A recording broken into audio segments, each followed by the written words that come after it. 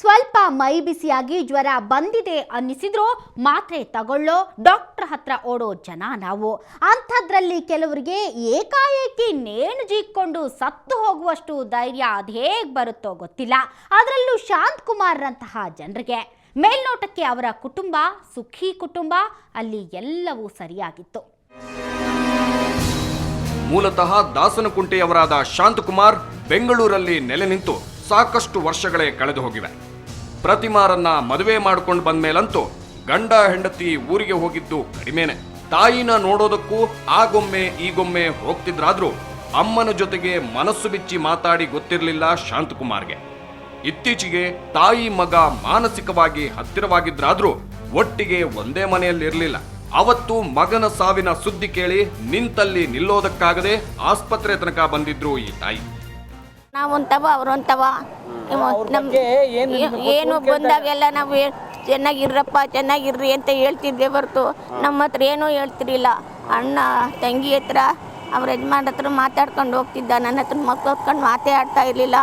ನಿನಗೇನು ಗೊತ್ತಿಲ್ಲ ಸುಮ್ಮನಿರು, ಸುಮ್ಮನೆ ನಾನು ಮಾಡ್ಕೊಂತೀನಿ ಸುಮ್ಮನಿರು, ನನಗೇನು ಇದು ಮಾಡಲ್ಲ ಸುಮ್ಮನಿರು ಅಂತಲೇ ಇದ್ದಪ್ಪ. ಅಷ್ಟಕ್ಕೂ ಶಾಂತಕುಮಾರ್ ಪ್ರಾಯದಲ್ಲಿ ಕೂಡ ಕುಟುಂಬಕ್ಕೆ ಅಂತ ಟೈಮ್ ಸ್ಪೆಂಡ್ ಮಾಡಿದವರೇ ಅಲ್ಲ. ಹೆಂಡತಿ ಮಕ್ಕಳ ಜೊತೆಗೆ ಕೂಡ ಅಷ್ಟಕ್ಕಷ್ಟೇ. ಹಾಗಂತ ಅವರು ಸಂಸಾರದ ಜವಾಬ್ದಾರಿಗಳಿಂದ ನುಣಿಚಿಕೊಂಡ ಮನುಷ್ಯನೂ ಅಲ್ಲ.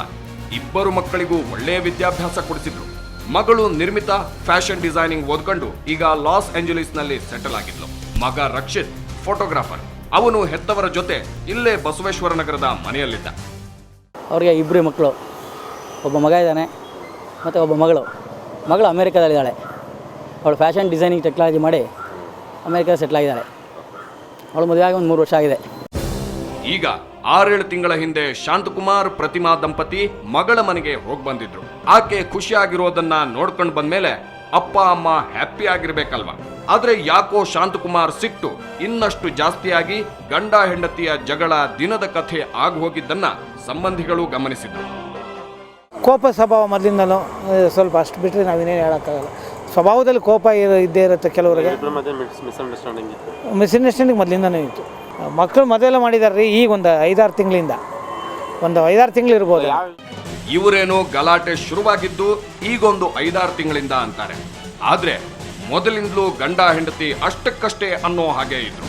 ಆದ್ರೆ ಅವರ ಗಲಾಟೆ ತೀರಾ ಬೀದಿಗೆ ಬರೋ ಮಟ್ಟಕ್ಕೆ ಹೋಗ್ತಾ ಇರಲಿಲ್ಲ. ಮೋಸ್ಟ್ಲಿ ಆ ಮಟ್ಟಕ್ಕೆ ಕಾದಾಡೋದಕ್ಕೆ ಇಬ್ಬರಿಗೂ ಟೈಮ್ ಇರ್ಲಿಲ್ವೇನೋ. ಯಾಕಂದ್ರೆ ಶಾಂತಕುಮಾರ್ ಯೂನಿವರ್ಸಿಟಿಯಲ್ಲಿ ಬ್ಯುಸಿ ಇರ್ತಿದ್ರು. ಮಡದಿ ಪ್ರತಿಮಾ ಬ್ಯೂಟಿ ಪಾರ್ಲರ್ ನಡೆಸ್ತಿದ್ರು. ಶಾಂತಕುಮಾರ್ ಅವರು ಒಳ್ಳೆ ದಕ್ಷ ಅಧಿಕಾರಿ, ಯೂನಿವರ್ಸಿಟಿನಲ್ಲಿ ಒಳ್ಳೆ ಆಫೀಸರ್ ಆಗಿದ್ದರು. ನನಗೊಂದು 25 ವರ್ಷದಿಂದ ಪರಿಚಯ. ಮತ್ತು ಅವರ ಹೆಂಡತಿನೂ ಪ್ರತಿಮಾ ಅಂತ, ಅವರು ಒಂದು ಬ್ಯೂಟಿ ಪಾರ್ಲರ್ ನಡೆಸ್ತಾರೆ ರಾಮಾಜೇಶ್ ಮನೆ ಭಾಷಮ್ ಸೈಕಲ್ಲಿ. ಬ್ಯೂಟಿಷಿಯನ್ಗೆ ನಿವೃತ್ತಿ ಅಂತ ಇರಲ್ವಲ್ಲ. ಆದ್ರೆ ಶಾಂತಕುಮಾರ್ ರಿಟೈರ್ ಆಗ್ಬಿಟ್ರು. Empty mind is devil's workshop ಅನ್ನೋ ಥರ ಆಗ್ಬಿಟ್ರು. ಅಷ್ಟಾದ್ಮೇಲೆ ಬರೀ ಜಗಳ. ಈ ಗಂಡ ಹೆಂಡತಿಯ ಕಿತ್ತಾಟ ಕಂಡು ಮಕ್ಕಳೇ ಹೆದರೋದ್ರು. ಬೆಳೆದು ನಿಂತ ಮಗ ಇನ್ನು ಇವರನ್ನ ಸಹಿಸೋದಕ್ಕಾಗಲ್ಲ ಅಂತ ನಿರ್ಧರಿಸಿ ಮನೆಯ ಮಹಡಿಗೆ ಶಿಫ್ಟ್ ಆದ. ಅಷ್ಟಾದ ಮೇಲೆ ಪ್ರತಿಮಾ ತನ್ನ ಗಂಡನ ಮೇಲೆ ಪೊಲೀಸ್ ಕಂಪ್ಲೇಂಟು ಕೊಟ್ಟಿದ್ರು ಅಂತ ಹೇಳಲಾಗುತ್ತೆ. ಆದ್ರೆ ಆ ಬಗ್ಗೆ ಸ್ಪಷ್ಟವಾಗಿ ಗೊತ್ತಿಲ್ಲ. ಅವತ್ತು ಗಂಡ ಹೆಂಡತಿಯ ನಡುವೆ ಅದೇನಾಯ್ತು ಅನ್ನೋದನ್ನ ಡೀಟೇಲ್ ಆಗಿ ಹೇಳೋ ಸ್ಥಿತಿಯಲ್ಲಿ ಪ್ರತಿಮಾ ಇಲ್ಲ. ಮಗ ರಕ್ಷಿತ್ ಈ ಬಗ್ಗೆ ಮಾತಾಡೋದಕ್ಕೆ ರೆಡಿ ಇಲ್ಲ. ಆದ್ರೆ ಶಾಂತಕುಮಾರ್ನ ತಾಯಿ ಮಾತ್ರ ಅವರ ಮಗ ಅದೇಗ ಕಷ್ಟ ತೋಡ್ಕೋತಿದ್ದ ಅನ್ನೋದನ್ನ ವಿವರಿಸ್ತಾರೆ. ಅದನ್ನ ಕೇಳಿಸ್ಕೊಂಡ್ರೆ ದೊಡ್ಡ ಪ್ರಶ್ನೆ ಏಳುತ್ತೆ. ಪ್ರತಿಯೊಬ್ಬ ಗಂಡ ಹೆಂಡತಿನೂ ಆ ಪ್ರಶ್ನೆಗೆ ಉತ್ತರ ಕಂಡುಕೊಳ್ಳಲೇಬೇಕು.